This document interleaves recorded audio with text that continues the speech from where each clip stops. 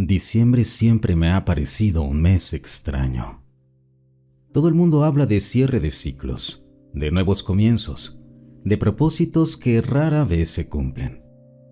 Para mí, en cambio, diciembre es simple, silencio, pausa, la única temporada del año en la que la universidad deja de exigir, aunque sea por unas semanas, algo más que tiempo. Este diciembre en particular no fue diferente. Las vacaciones llegaron sin sobresaltos. La Navidad pasó como pasan casi todas desde hace años.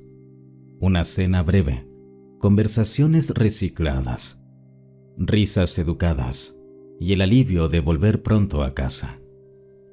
Año Nuevo fue igual. Nada memorable, nada que mereciera ser contado.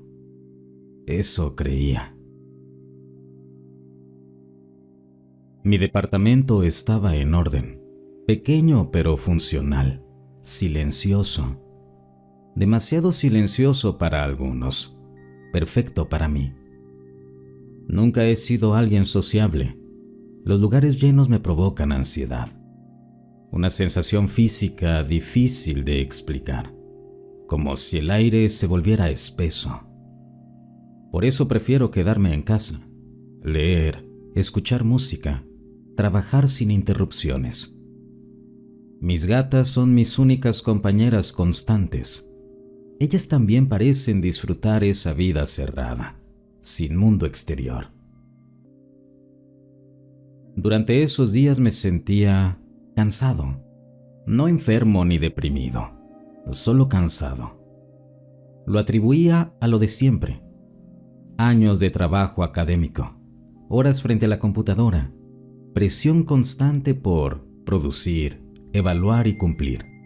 Nada fuera de lo normal, nada que no pudiera explicar con causas claras. Dormía bien y comía bien. No tenía preocupaciones reales. Aún así, algo no terminaba de encajar. Había mañanas en las que despertaba de mal humor sin motivo. Otras, una especie de fastidio leve pero persistente, como si algo me incomodara sin razón concreta. Pensé que era estrés residual. El cuerpo tarda en entender que el descanso ya llegó. Jamás consideré otra explicación. Nunca he creído en energías, presencias ni nada parecido. Me dedico a la física. Mi formación me enseñó a desconfiar de todo lo que no se pueda medir, repetir o demostrar. Para mí, lo paranormal siempre fue entretenimiento. Historias interesantes, nada más. Relatos para pasar el rato, no para tomarlos en serio. Por eso, si alguien me hubiera dicho que este diciembre tranquilo era solo la antesala de algo más, me habría reído. Porque así funcionan las cosas, supongo. Cuando todo parece en calma, uno baja la guardia. Unos días después de Navidad, 2 amigos vinieron a mi departamento. Nada planeado con anticipación, nada especial. Una reunión simple, de esas que se dan porque sí. Él y ella. Los conozco desde hace años. No somos de vernos seguido, pero cuando pasa, todo fluye con naturalidad. Compramos cervezas, pusimos música a un volumen moderado y nos sentamos a platicar como siempre. Trabajo, anécdotas viejas, chismes ajenos que no afectan a nadie. Nada profundo, nada intenso, solo matar el tiempo. En algún punto, sin que nadie lo forzara, la conversación giró hacia lo paranormal. Siempre pasa. Historias de conocidos, experiencias raras, sueños que parecían demasiado reales. Yo escuchaba más de lo que hablaba. Me resultaba entretenido, lo admito, pero nunca me lo tomo en serio. En tono de broma dije que me daba envidia no tener nada que contar. que nunca me había pasado nada extraño, que mi vida era demasiado aburrida incluso para ese tipo de charlas. Me reí diciendo que, con lo escéptico que soy, probablemente jamás tendría una experiencia así, aunque me ocurriera algo frente a la cara. Ellos rieron, más por cortesía que por gracia real. Les expliqué, casi como justificación, que mi forma de pensar no dejaba espacio para esas cosas, que mi formación en ciencias me había enseñado a buscar causas claras, patrones, explicaciones sencillas antes de aceptar cualquier otra posibilidad. Que no negaba que la gente viviera cosas raras, pero que eso no significaba que fueran sobrenaturales. Para mí, es puro entretenimiento, dije, como una buena película de terror. Ella me miró de una forma distinta, no como alguien que se burla, sino como quien escucha algo que no comparte. Mi amiga siempre ha sido diferente. Cree en energías, rituales y presencias. No lo predica ni intenta convencer a nadie, pero se le nota. Hay gente que simplemente siente cosas, según ella. Mi amigo solo tomó otro trago y siguió la conversación por otro lado. Yo seguía cómodo en mi papel, el racional, el que observa desde afuera, el que cree tener todo bajo control. No me daba cuenta en ese momento de que ese tipo de conversaciones rara vez son inocentes. A veces son advertencias disfrazadas de charla casual. Seguimos bebiendo. El ambiente era relajado. Nada se sentía fuera de lugar, o al menos eso creía. Fue ella la que, sin cambiar el tono de voz, soltó la frase que hizo que todo se moviera apenas 1 centímetro fuera de su sitio. Tu departamento se siente pesado. Lo dijo como quien comenta el clima, sin dramatismo, sin intención de asustar. Yo sonreí. Pensé que estaba exagerando. Todavía no entendía que esa noche no iba a ser solo otra reunión más. Cuando dijo que el departamento se sentía pesado, no reaccioné de inmediato. Pensé que era una forma rara de describir el calor o tal vez el encierro. Mi lugar no es grande, y cuando hay 3 personas, música y alcohol, el aire se vuelve denso. Nada fuera de lo normal. Pero ella no hablaba de eso. Se le notaba en la cara. Le pregunté qué quería decir exactamente. Dudó un segundo, como si buscara las palabras correctas. Dijo que no era algo fácil de explicar, que no se trataba de miedo, sino de una sensación. Como cuando entras a un lugar y tu cuerpo reacciona antes que tu cabeza. Una presión leve, constante, algo que no amenaza, pero tampoco se siente bien. No es grave, aclaró, pero no es normal. Mi amigo soltó una risa incómoda y cambió de postura en el sillón. Yo hice lo mismo que hago siempre. Intenté racionalizarlo.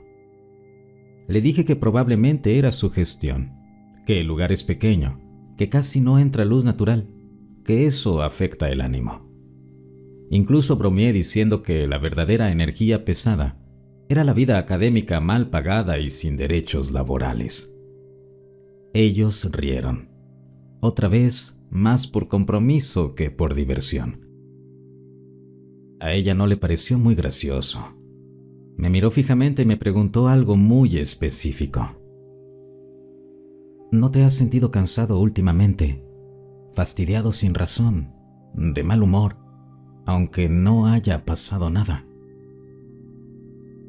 La pregunta me incomodó más de lo que quise admitir, porque la respuesta era que sí, pero no quería darle ese punto. Así que respondí lo mismo que me repetía a mí mismo. Trabajo, estrés, años acumulados, nada místico. Ella asintió despacio, no como quien acepta una explicación, sino como quien escucha algo que ya esperaba oír. Dijo que a veces ciertas cosas se alimentan justo de eso, del desgaste, del descuido y de la rutina. No pregunté a qué cosas se refería. Caminó un poco por el departamento sin tocar nada. Se detuvo cerca del pasillo que lleva al cuarto. Cerró los ojos unos segundos.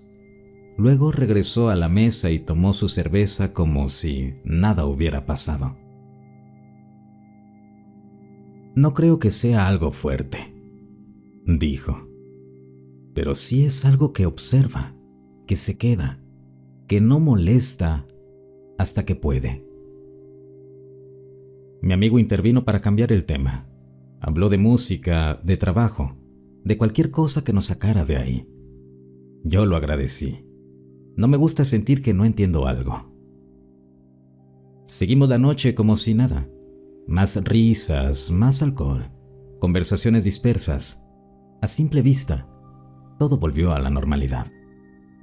Pero desde ese momento, empecé a notar el silencio de mi departamento de otra forma, como si ya no fuera solo silencio, como si algo más estuviera escuchando. Y lo peor es que seguía sin creer en nada de eso. Después de que se fueron, el departamento volvió a su estado habitual. Silencio, luces bajas, el sonido lejano de la ciudad filtrándose por la ventana. Nada extraño, nada fuera de lugar. Aún así, esa noche me costó más trabajo dormir. No fue insomnio ni ansiedad. Simplemente me sentía incómodo en mi propio espacio, como si algo hubiera cambiado sin que pudiera señalar qué. Me moví varias veces en la cama, revisé el celular, apagué y encendí la lámpara. Al final me dormí por puro cansancio. Los días siguientes transcurrieron normales. Me levantaba tarde, desayunaba sin prisas, avanzaba un poco en pendientes que había dejado acumulados. Todo como debía ser. Sin embargo, el cansancio seguía ahí. No se iba con el descanso. Era un cansancio raro, distinto al físico, como si me drenara la energía incluso sin hacer nada. Había momentos en los que me sentaba frente a la computadora y sin motivo, perdía las ganas de seguir.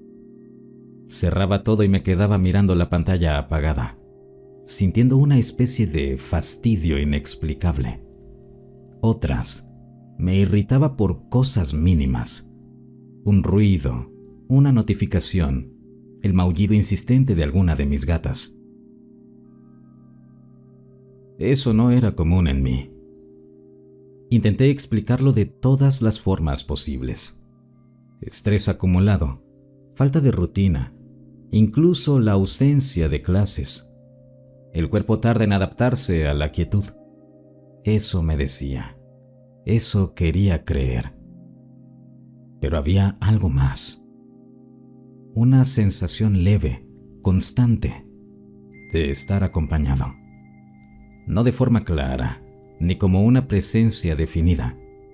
Más bien como cuando alguien se queda demasiado cerca de ti sin tocarte. No lo suficiente para asustarte, pero sí para incomodarte. Cada vez que lo pensaba, lo descartaba de inmediato. Me decía que estaba sugestionado por la conversación con mi amiga, que el cerebro es experto en crear patrones donde no los hay, que todo tenía una explicación simple, aunque todavía no la viera. Aún así, empecé a notar pequeños detalles. El departamento se sentía distinto por las noches, no más oscuro ni más frío, solo distinto. El aire parecía más denso en ciertos puntos, sobre todo cerca del cuarto. Nada que pudiera medir, nada que pudiera demostrar. Mis gatas seguían comportándose normal. Comían, dormían y jugaban entre ellas. Eso me tranquilizaba. Los animales siempre reaccionan primero, pensé. Si ellas estaban bien, yo también debía estarlo. Hubo una noche en la que desperté con la sensación de haber olvidado algo importante. No un sueño, no una cita, algo más abstracto, como una tarea pendiente que no recordaba haber aceptado. Me senté en la cama, respiré hondo y miré alrededor. Todo estaba en su lugar. Te estás sugestionando, me dije en voz baja. Y por un momento funcionó, pero el cansancio no se fue y la casa seguía cansando. Fue un par de días después cuando recordé algo que, hasta entonces, siempre había pasado por alto. No porque fuera especialmente raro, sino porque nunca le di importancia suficiente como para unirlo a nada más. Tengo 2 gatas. Ambas están esterilizadas y jamás salen del departamento. No les interesa. Desde pequeñas se acostumbraron a esta vida cerrada, tranquila, sin mundo exterior. Conocen cada rincón del lugar, y yo también. Por eso, cada vez que una de ellas no aparecía, me parecía extraño, pero no alarmante. Ocurría casi siempre en las mañanas. Me levantaba, iba a la cocina, les servía comida. Una venía enseguida, la otra no, en especial la negra. La buscaba con la mirada mientras hacía café. Revisaba debajo de la mesa, detrás del sillón, en los lugares de siempre. Nada. El departamento es pequeño, no hay muchos escondites. Después de un par de minutos, asumía lo mismo de siempre. Está dormida en algún rincón y aparecerá más tarde. Yo iba con prisa, así que no insistía. Me iba a hacer mis cosas y dejaba el asunto ahí. Lo curioso es que esto no pasaba seguido, tal vez un par de veces al año. Lo suficiente como para notarlo, pero no tanto como para preocuparme. Una anomalía menor, pensaba, nada más. Siempre que regresaba por la tarde o noche, la gata ya estaba ahí, caminando con normalidad, pidiendo comida, buscándome para que la cargara. Nunca parecía asustada, nunca lastimada, nada fuera de lo común. La primera vez que noté el olor fue completamente por accidente. La levanté en brazos y sentí algo distinto. Un aroma suave, agradable. No a suciedad ni a comida. Tampoco a detergente o suavizante que pudiera impregnarse en ella en caso de que estuviera escondida entre la ropa limpia. Era un olor cálido, dulce, claramente perfume. Perfume de mujer. Al principio pensé que estaba imaginándolo. Me acerqué más, olí su pelaje. Ahí estaba. No intenso, pero presente. Como si alguien perfumado la hubiera tenido en brazos durante un rato. Revisé sábanas, ropa limpia, toallas. Nada olía así. Nadie más entraba al departamento. Yo no usaba ese tipo de fragancias, y aún así, el olor estaba ahí.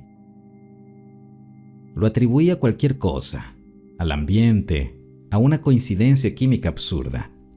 Me reí de mí mismo y lo olvidé, hasta que volvió a pasar, y luego otra vez, siempre igual. La desaparición breve, el regreso tranquilo, el perfume. Nunca quise pensar más allá de eso. Nunca lo conecté con el cansancio, ni con la conversación, ni con la sensación de estar acompañado. Hasta que esa noche se lo conté a mi amiga y vi cómo su expresión cambiaba por completo. Cuando terminé de contarle lo de la gata, el ambiente cambió. No de forma brusca, pero sí evidente. Mi amiga dejó su bebida sobre la mesa y me miró como si acabara de decir algo que no debía decirse en voz alta. Me preguntó detalles. ¿Cuándo pasaba? ¿Cada cuánto? Si la gata regresaba asustada, si el olor era siempre el mismo. Yo respondí con honestidad, aunque seguía sintiéndome un poco ridículo por estar hablando de eso. Le dije que no era frecuente, que solo ocurría un par de veces al año, que la gata nunca mostraba señales de estrés, que el olor era siempre igual, perfume femenino, suave, nada invasivo. Asintió despacio, demasiado despacio. Eso no es algo común, dijo al final, y no es poca cosa. Le pedí que no exagerara, que seguramente había una explicación simple, algún producto, alguna reacción rara en el ambiente.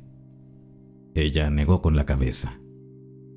Me explicó, con palabras simples, que los animales no desaparecen así sin razón, que cuando algo interactúa con ellos sin dejar señales físicas, lo importante no es el contacto, sino la intención. Me dijo que, sin más información, no podía asegurar nada, que podía ser algo benigno o algo que solo se hace pasar por ello. Eso me incomodó. Quise saber a qué se refería. Me habló de presencias que se manifiestan de formas sutiles, que no buscan asustar, que prefieren pasar desapercibidas, que observan, que prueban límites, que el perfume, en muchos casos, no es un detalle menor, sino una firma, una forma de dejar claro que estuvieron ahí.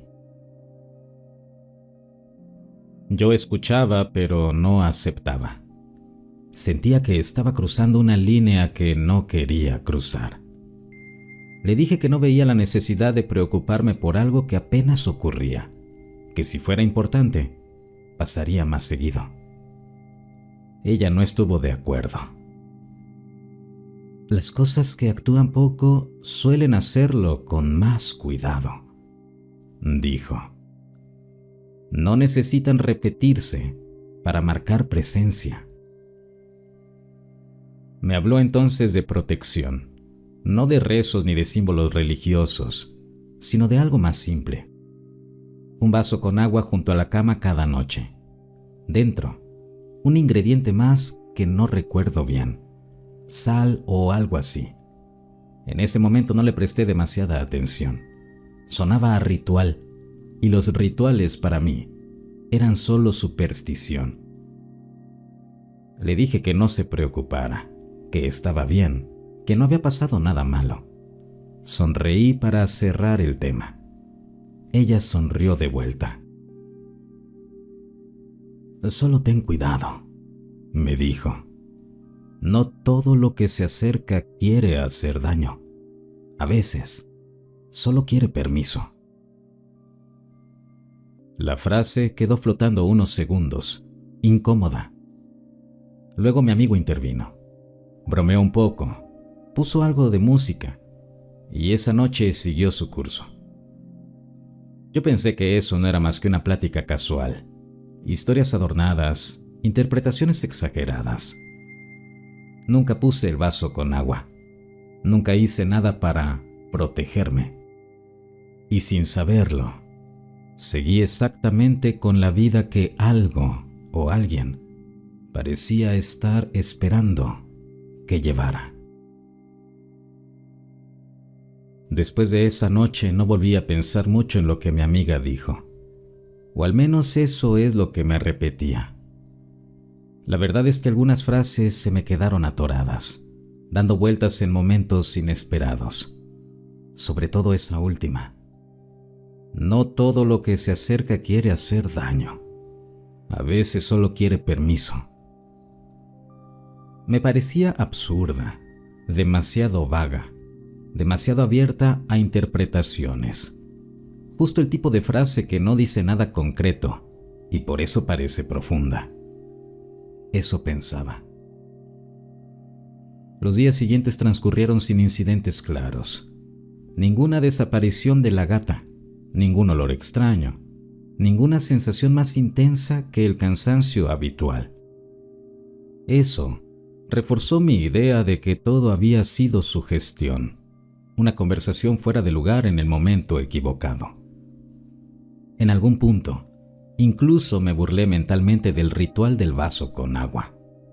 Me imaginaba levantándome de madrugada, viendo el vaso ahí, inmóvil, y preguntándome qué se suponía que debía pasar.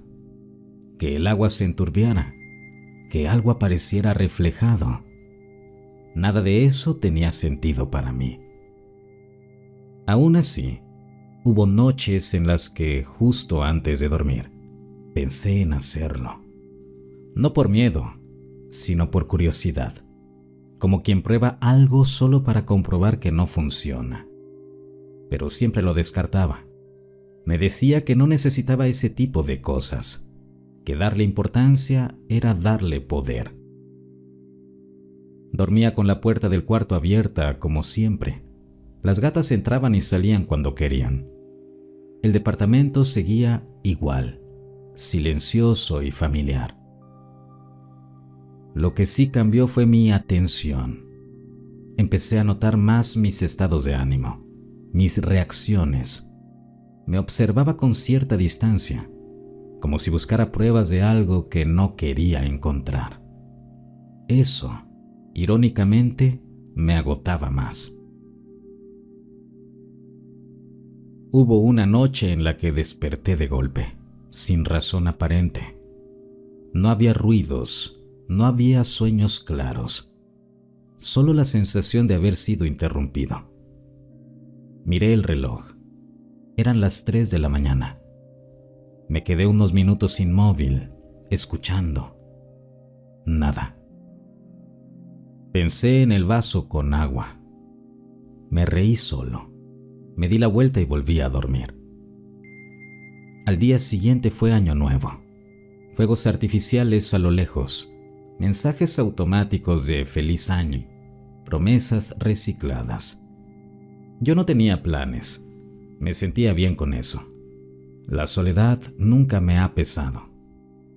No sabía que mientras yo ignoraba advertencias, algo ya estaba acomodando las cosas con paciencia, y que el primer día del año no iba a traer un comienzo, sino una invitación. El 1 de enero amaneció tranquilo, demasiado tranquilo. La ciudad parecía cansada, como si también estuviera cruda. No tenía planes, no tenía pendientes urgentes. Era uno de esos días que se sienten vacíos, pero no desagradables.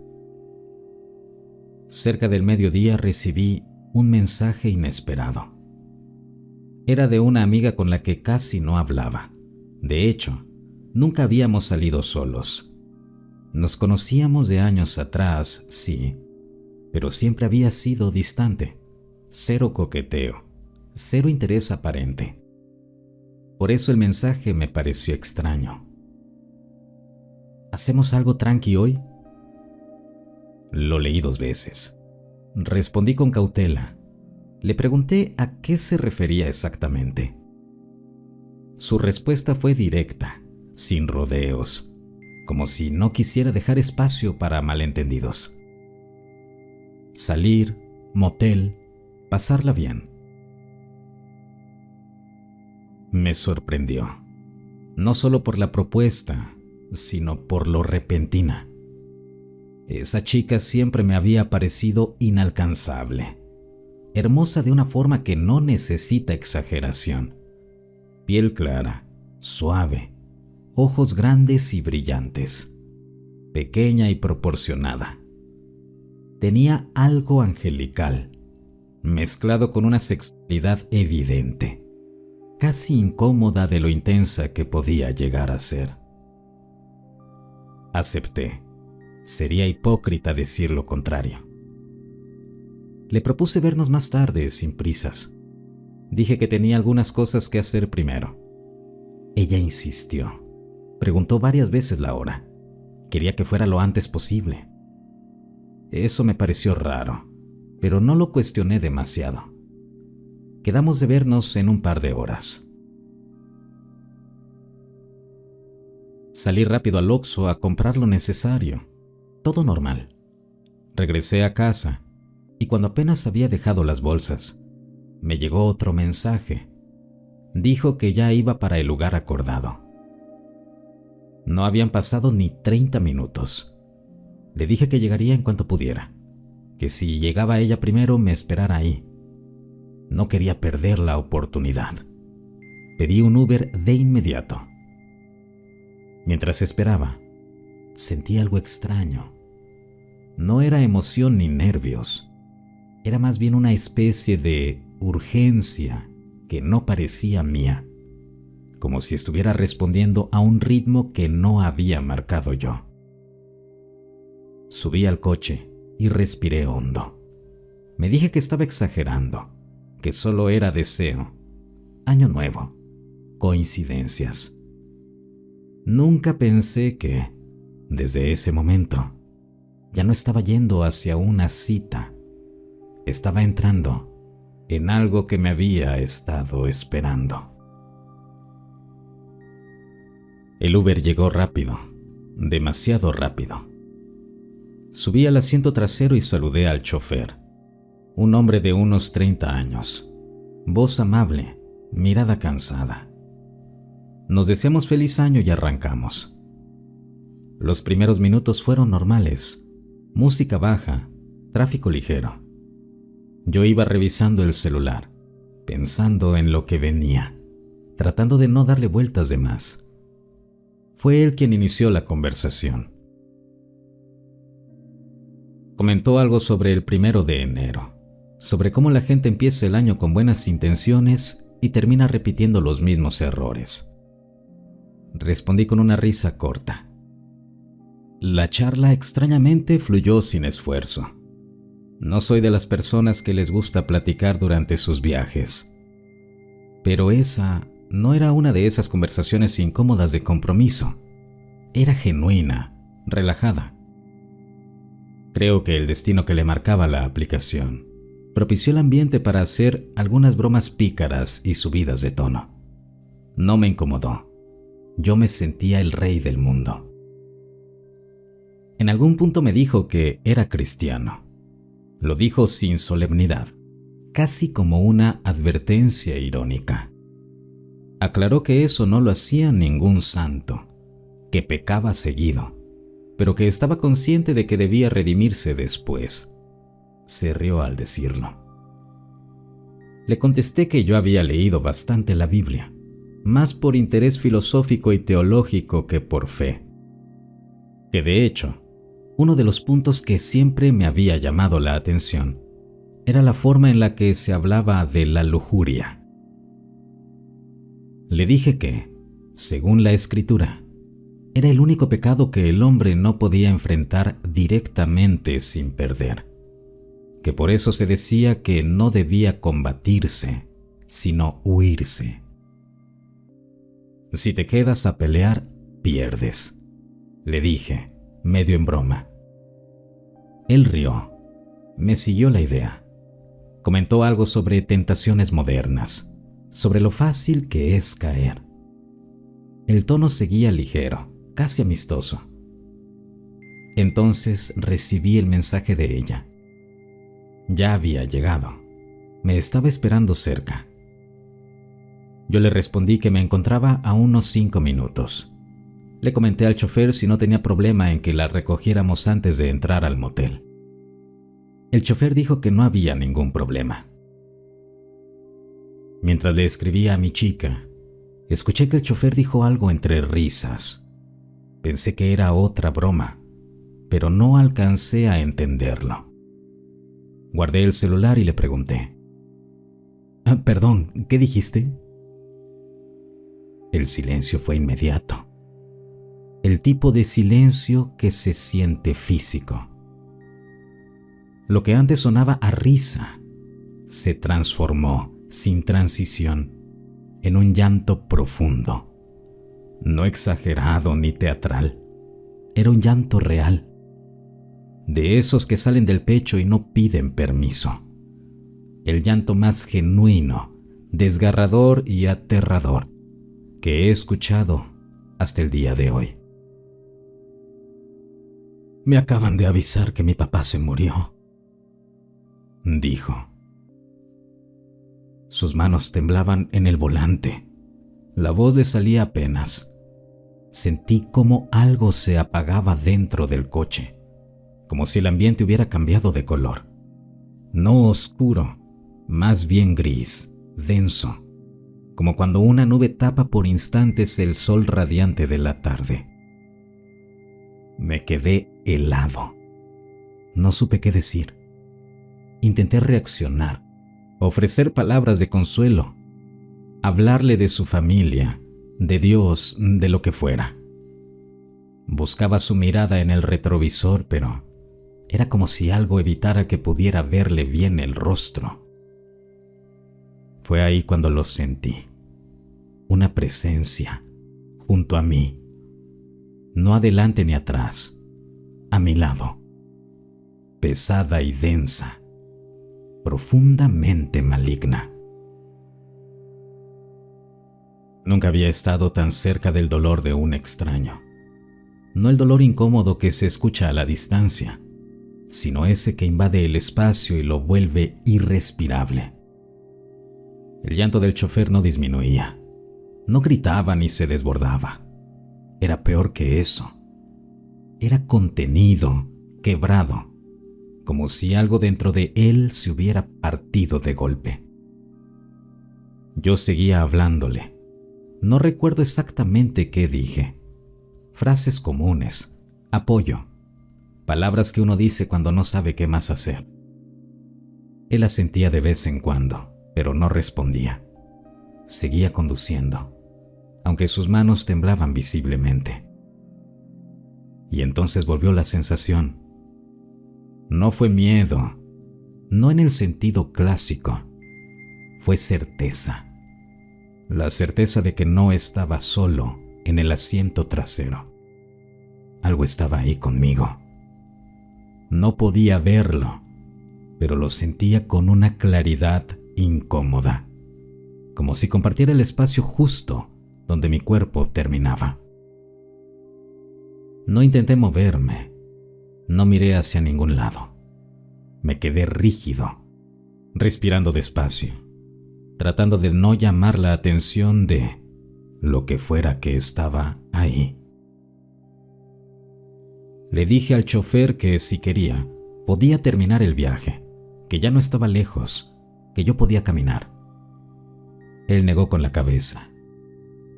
«No, yo lo llevo», dijo. «No hay problema». Su voz ya no sonaba igual. No era solo tristeza. Había algo más, algo apagado. Le escribí a la chica. Le dije que ya estaba a 1 minuto, pero que el chofer venía llorando, que luego le explicaba. Ella respondió con un «ok», rápido. Nada más. El coche avanzó los últimos metros. El motel apareció al fondo, iluminado con una naturaleza rara para ser tan temprano. Demasiado normal para lo que acababa de pasar dentro del vehículo. Al llegar, ella se subió al Uber. Entramos los 3. Nadie habló. Pagamos la habitación. Todo se dio con una facilidad casi insultante. Sonrisas, cortesías, un trato excesivamente amable. El contraste me perturbó. El chofer estacionó frente a la habitación. Bajamos. Antes de que se fuera, le dije: «Fuerza, hermano. Dios te bendiga». Él levantó su mirada. Sus ojos estaban rojos, hinchados, pero había algo distinto en su expresión, una calma extraña, una leve sonrisa que no encajaba con el momento.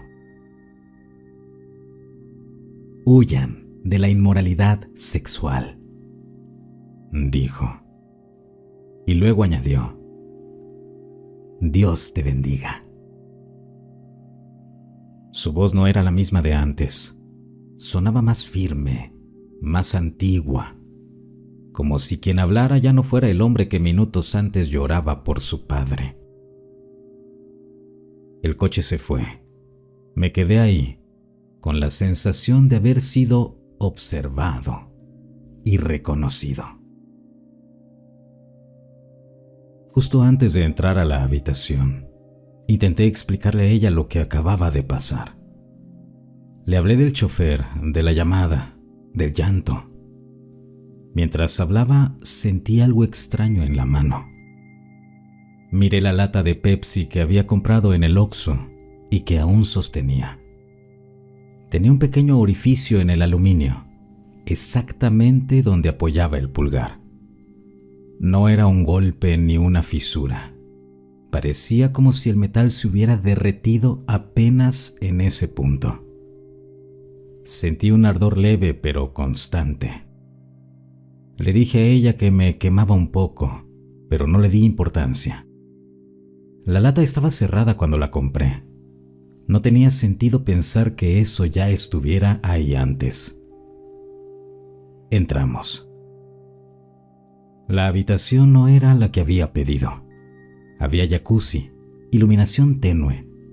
Todo se sentía exageradamente cómodo. Demasiado. Llamé a recepción para aclararlo.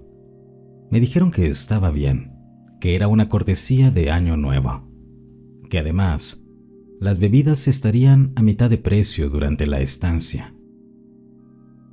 Colgué sin discutir. Nada parecía casual, pero todo parecía conveniente. Mientras ella se acomodaba, intenté volver a sacar el tema del chofer. Quise hablar de lo raro que había sido todo. Ella no mostró mucho interés.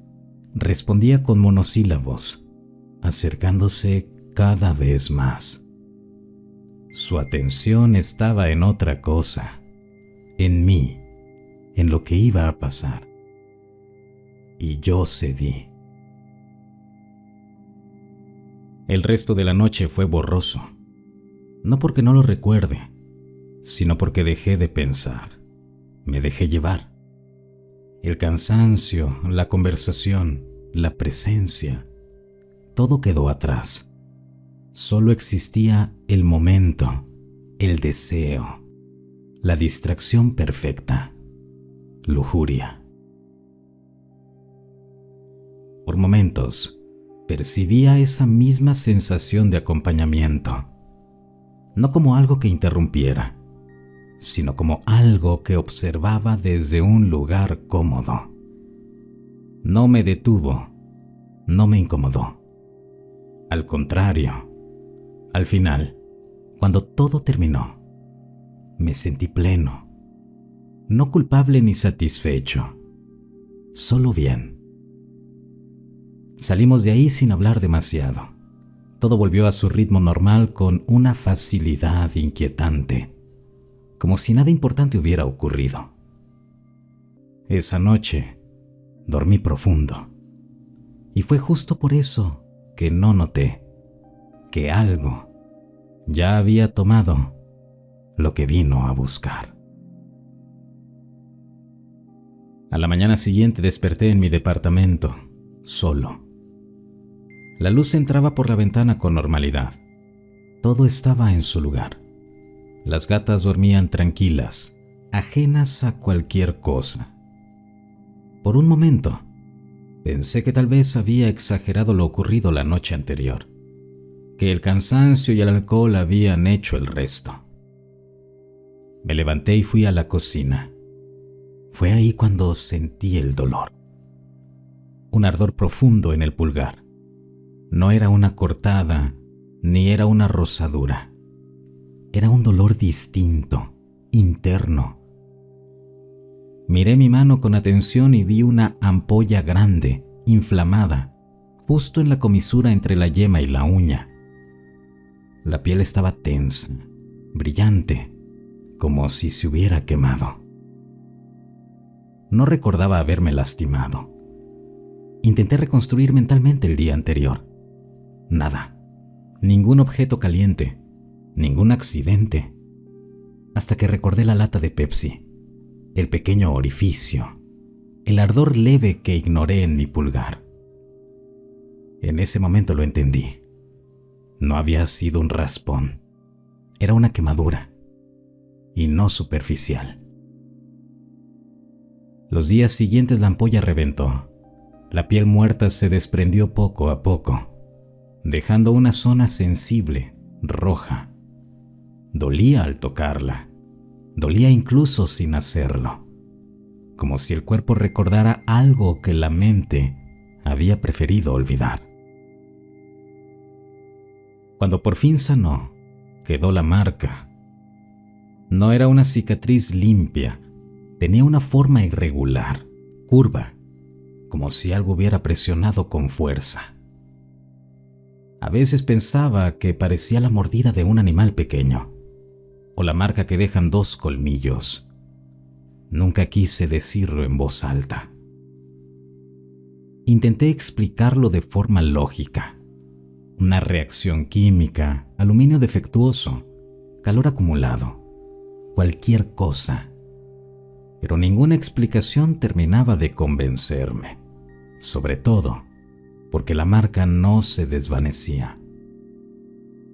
Cada vez que la miraba, algo en mí se tensaba, no miedo ni incomodidad, como si esa parte de mi cuerpo ya no me perteneciera del todo. Con el tiempo el recuerdo del chofer volvió, la frase, la sonrisa, el tono de voz. Todo empezó a encajar de una forma que no me gustaba. Empecé a investigar, es a lo que me dedico. Sin intención real, solo por curiosidad, me decía. Fue ahí cuando encontré el nombre y entendí que no había sido una advertencia ni un castigo. Había sido una confirmación. Tardé demasiado en entenderlo. Estos días he pensado que todo esto es una advertencia, una forma de castigo por haber mirado donde no debía. Creo que la marca es una condena silenciosa, una señal de que algo me ha elegido para cobrar una deuda. Algo me dice que estoy equivocado. Creo que esta revelación ha llegado tarde. Ya no puedo hacer nada al respecto. El nombre apareció por primera vez completo en un texto antiguo, mal traducido, citado de forma torpe en un documento que yo no estaba buscando realmente. Asmodeo. No como demonio, ni como figura religiosa, sino como un concepto más viejo y ambiguo. Un evaluador, mediador, un filtro. No juzgaba el bien o el mal, no castigaba ni premiaba, solo observaba cómo reaccionabas al contacto, al miedo, a la duda, a la ruptura de la realidad cotidiana y a la lujuria. Los relatos coincidían en algo inquietante. Quienes huían, quienes negaban lo ocurrido o lo enterraban en explicaciones cómodas, no volvían a experimentar nada. Seguían con sus vidas, normales, intactas.